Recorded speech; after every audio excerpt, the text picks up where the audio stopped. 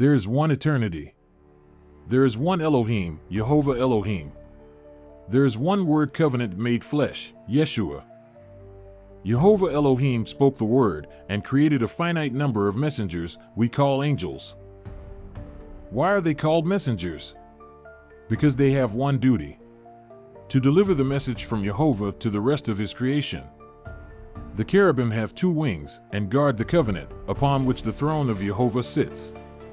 They also guarded the entrance to the tree of life with a flaming sword in their hand. Lucifer, the first messenger to be created, was the only covering cherub. Michael, a cherub, is a chief head of the cherubim. The seraphim have 6 wings and stand above the throne of YAHOVAH.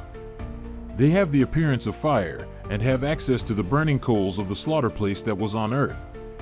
There is no slaughter place in heaven. The messengers bring news from YAHOVAH, such as when Gabriel appeared as a man. They have no wings or swords of fire. A messenger brought news to Daniel, Zechariah, and Mary. They accompanied Yeshua to check on Sodom and Gomorrah. The citizens of the city saw them not as supernatural beings, but men to be raped. The messengers took Lot, his wife, and 2 daughters out of Sodom to save them and allow YAHOVAH to rain his judgment on the 4 cities. The 4 living creatures are also messengers, but never leave the throne of YAHOVAH. In eternity, he created Eden, earth, for the home of the bride of his son.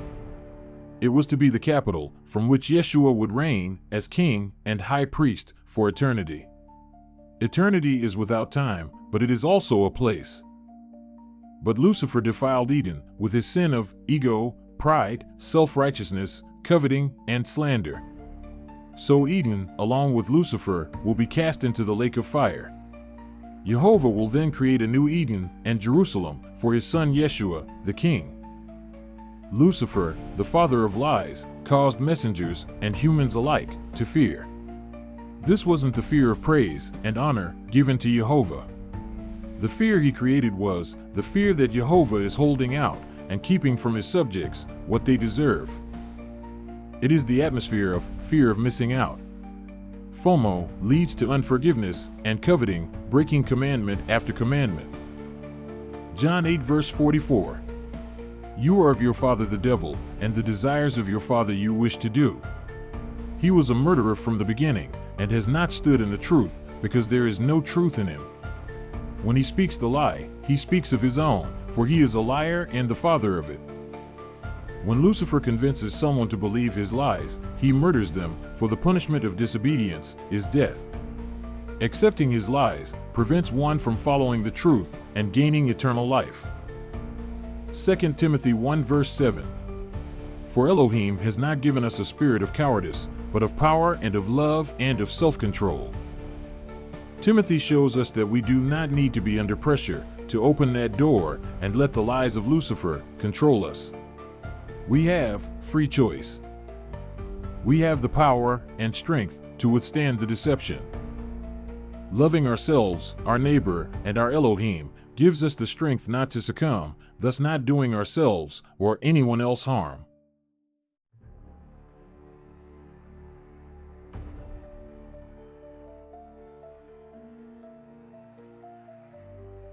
We have self-control to be satisfied with the provision that YAHOVAH has given us, for what he has given us is for our good. Lucifer's FOMO was that he was not given the position and respect that he wanted.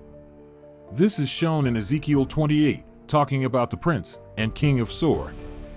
He was perfect in his wisdom, was present at the creation of Eden, and used that wisdom to corrupt 1/3 of the messengers. This is not an earthly king. When YAHOVAH recreated Eden, he placed it within a box, divided the waters from the waters, creating a box, an enclosed prison. He cast Lucifer, his fallen comrades, and the object of his desire, Eden, into that box. There is a time limit for Lucifer's imprisonment before he is thrown into the lake of fire.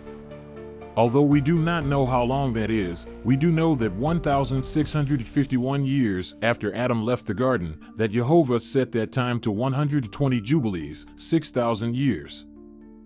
As a countdown for this prison sentence, he created a gigantic timepiece and the stars and systems. These are very much like the gears in a watch. Genesis 1 verse 14. And Elohim said, Let lights come to be in the expanse of the heavens to separate the day from the night, and let them be for signs and appointed times, and for days and years. Lucifer and his fallen comrades were waiting out their sentence in solitary confinement, unable to interact in this realm, until Adam, the inheritor of the earth, bowed down to Lucifer at the tree, and handed over to him his inheritance. Lucifer was now the keeper of the earth. Revelation 12 verse 12. Because of this rejoice, O heavens, and you who dwell in them.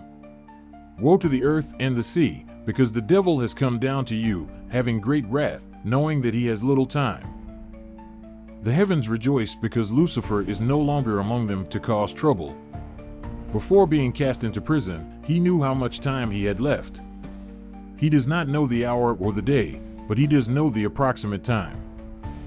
YAHOVAH placed two trees in the center of the garden, the tree of life and the tree of knowledge of good and evil. Adam was molded from the clay of Eden before being placed in the garden. Hawa was created in the garden. While they remained in covenant with their Creator, they could partake of the tree of life daily and remain in the garden. The very moment they disobeyed that single commandment, to not eat the forbidden fruit, they began dying and moved from life, without aging, to the countdown timer of their execution, outside the protection of the tree of life. The tree of life bears one purpose and outcome, life. Life is functional. The tree of knowledge of good and evil also bears one purpose and outcome, death. Death is dysfunctional. This fruit offered two tastes, which leads to confusion. Exodus 23 verse 27. I shall send my fear before you, and cause confusion among all the people to whom you come, and make all your enemies turn their backs to you. Leviticus 20 verse 12. And a man who lies with his daughter-in-law, both of them shall certainly be put to death. They have made confusion, their blood is upon them. Deuteronomy 28 verse 20.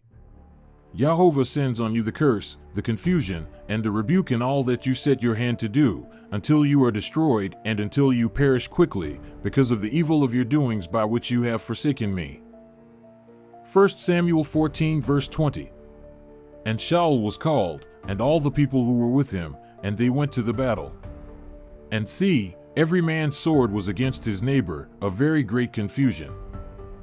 Psalms 109 verse 29. Let my accusers put on shame, and be wrapped in their own confusion as in a cloak. Isaiah 41 verse 29. See, all of them are useless, their works are naught, their molded images are wind and confusion. James 3 verse 16. For where jealousy and self-seeking are, there is confusion and every foul deed. As life diminishes, death increases. As YAHOVAH withdraws his favor and protection, confusion increases. As truth decreases, lies and deception increase. Matthew 3 verse 10. And the axe is already laid to the root of the trees. Every tree, then, which does not bear good fruit is cut down and thrown into the fire. Cain lost his firstborn right of inheritance. In Matthew 6, Yeshua says we cannot serve two masters, Elohim and Mammon. Matthew 6 verses 22 to 24. No one is able to serve two masters, for either he shall hate the one and love the other, or else he shall cleave to the one and despise the other. You are not able to serve Elohim and Mammon. Ezekiel 28. Lucifer's fall came about because of pride in his wisdom. The name Mammon, thought to represent money, actually means perfect permanent record or strength in numbers. Mammon is the secretary of polytheism and embodies every attempt to accumulate perfection, from Methuselah's house of righteousness to the Tower of Babel to science. Mammon embodies the self-seeking center of polytheism, the philosophy of strength in numbers, which glorifies the strong and sacrifices the weak. Mammon is the god of self. It is the summation of the church of Laodicea in Revelation 3 verses 14 to 22. Revelation 3 verse 17. Because you say, Rich I am, and I am made rich, and need none at all, and do not know that you are wretched, and pitiable, and poor, and blind, and naked. Cain, and all humanity, strives to bring about one's own salvation, even at the expense of others, and deny YAHOVAH, and the crucial importance of loving one's neighbor as oneself. Regardless of the situations that arise, the basic premise is choosing either Yeshua or Satan, life or death. YAHOVAH has only one plan, which was instituted before he even began creating anyone. He is looking for those of his creation who love him, and will cast out to the lake of fire those who do not. John 15 verse 10. If you guard my commands, you shall stay in my love, even as I have guarded my Father's commands and stay in his love. Yeshua didn't change or finish the commands in Torah. He kept every one of them and taught everyone he met to do the same. He did not complete the Torah or prophets to say they no longer are important. He completed every prophecy that showed he came first as the Messiah. He has yet to complete every prophecy concerning his return as king. Matthew 5 verses 17 to 20. Do not think that I came to destroy the Torah or the prophets. I did not come to destroy but to complete. For truly, I say to you, till the heaven and the earth pass away, one yod or one tittle shall by no means pass from the Torah till all be done. Whoever, then, breaks one of the least of these commands, and teaches men so, shall be called least in the reign of the heavens, but whoever does and teaches them, he shall be called great in the reign of the heavens. For I say to you, that unless your righteousness exceeds that of the scribes and Pharisees, you shall by no means enter into the reign of the heavens.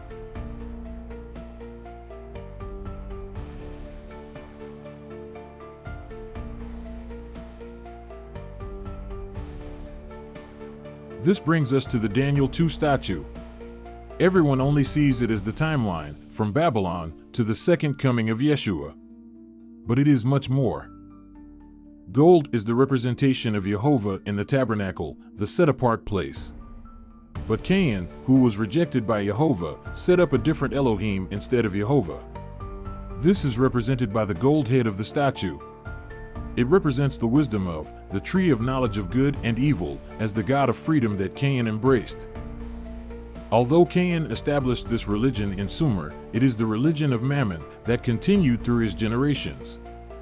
Cain started with building his sequestered city. Methuselah continued with his house of the righteous. Nimrod continued this belief with the Tower of Babel, shooting an arrow into the heavens to kill YAHOVAH.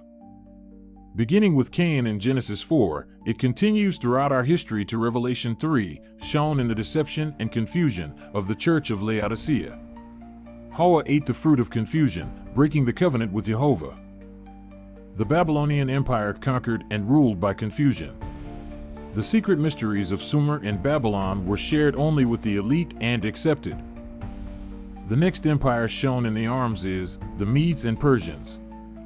The confusion coming down from the head becomes easier for everyone to partake of the mysteries. Whereas gold is the currency of kings and governments, silver is the currency of the common man. Whereas the head speaks only to those it chooses, the arms embrace everyone in a loving hug, showing everyone they are accepted and a part of the whole. The Medes held the Magi religion of science, astronomy, magic, and healing, while the Persians embraced the dualism of Zoroastrianism.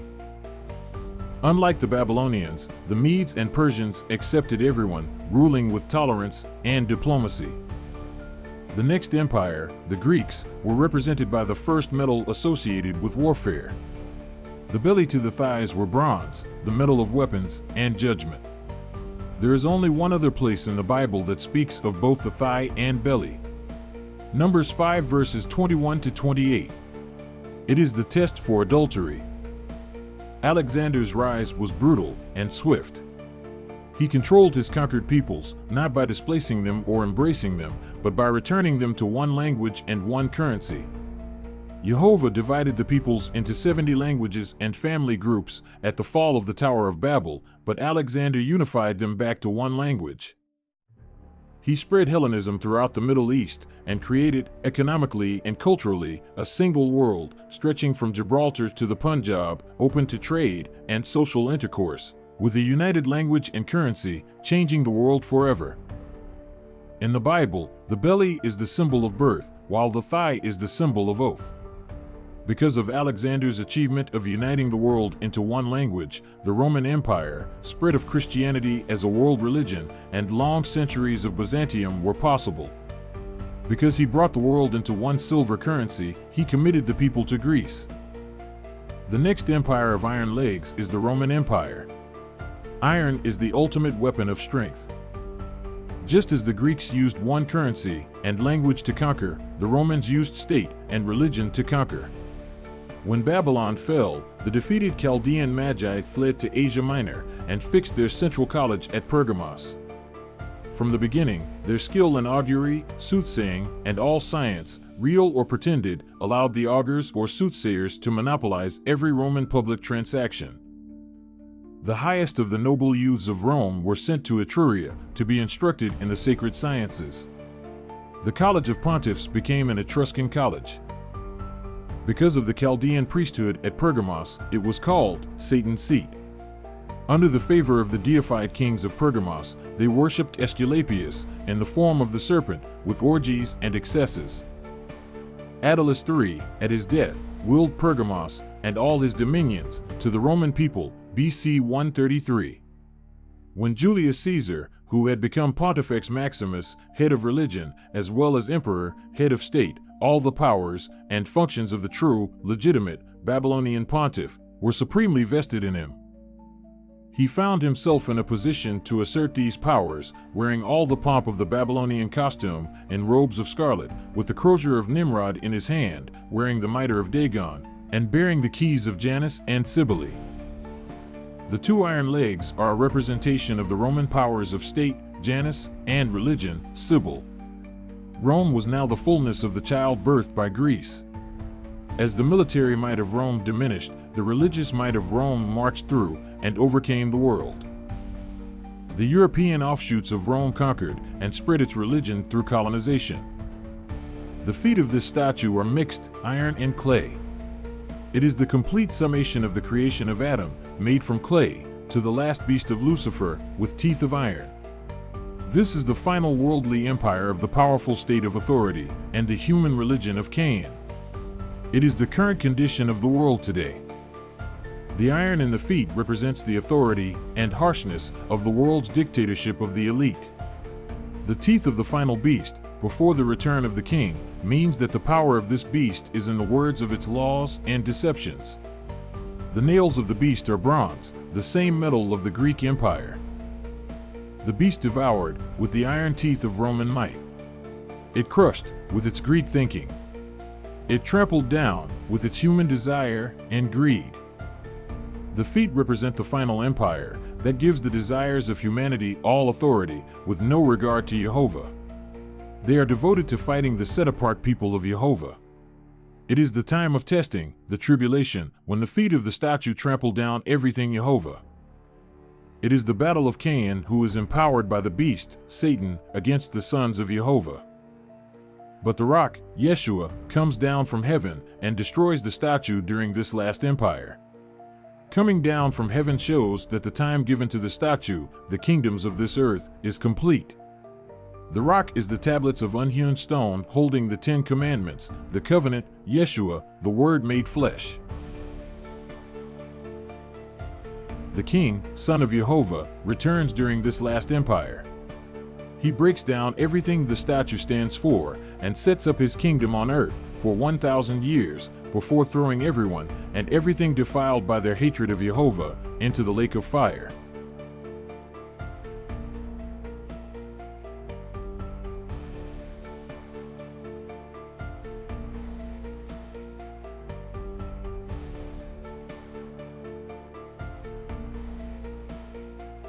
He comes and rules with a rod of iron.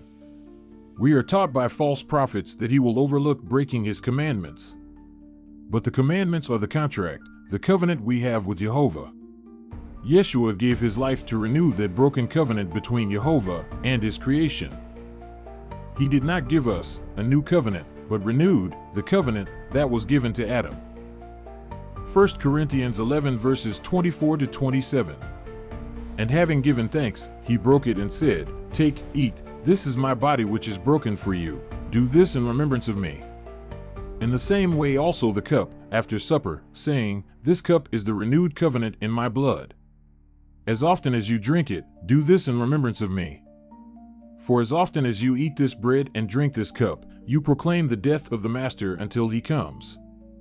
So that whoever should eat this bread or drink this cup of the Master unworthily shall be guilty of the body and blood of the Master. John 13 verses 34 to 35. A renewed command I give to you, that you love one another, as I have loved you, that you also love one another. By this shall all know that you are my taught ones, if you have love for one another. Yeshua is the rock.